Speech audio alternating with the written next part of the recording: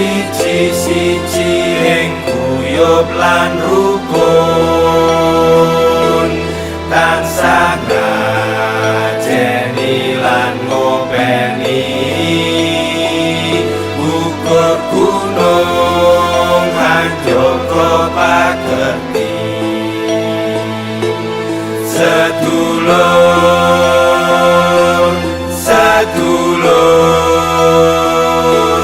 aja utur yo sing akur sedulur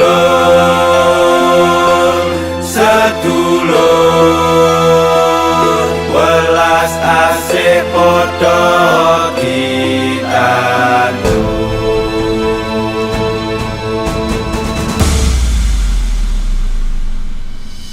Asa tanpa amarah, asik tanpa pamrih, asuh supaya tuwa pas sedulurane kukuh. Sing wuta dituntun yo padha mlaku bareng, sing lempo dijunjung mergo jagate peteng yen liyane ngubar angkara wen dhewe milih nyebarke tresno. Aja dipikir werna kulit agama guyung rukun teko slira. Yo do mikir cah gawe putra rukun gawe sentosa. Sedulur aja utur yo sing akur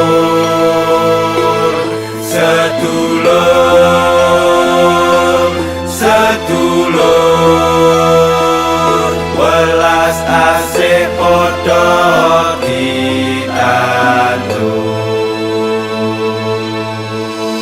Menang dadi areng, kalah dadi awu, marang sedulur hei rasa do padu.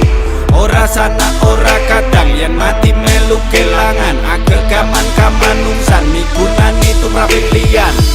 Beda guru aja nesu, beda bapa ora bapa, sing penting tunggal dinemu.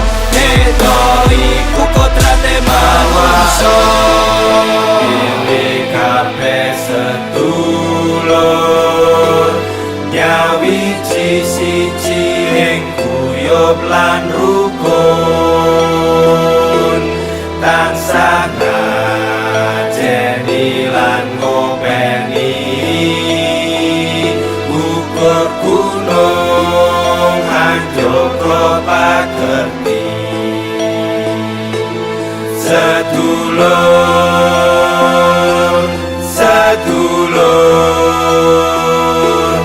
aja utur yo sing akur sedulur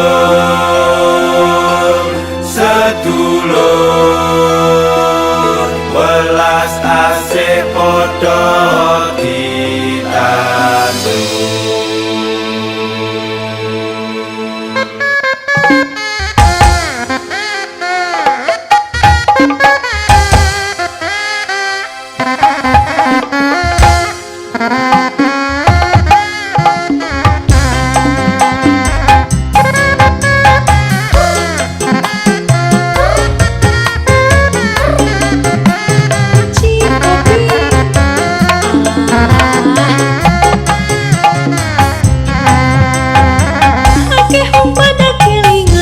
Masakan akeh wong pada kejanan pelayan, ora lali kesopanan di sekali.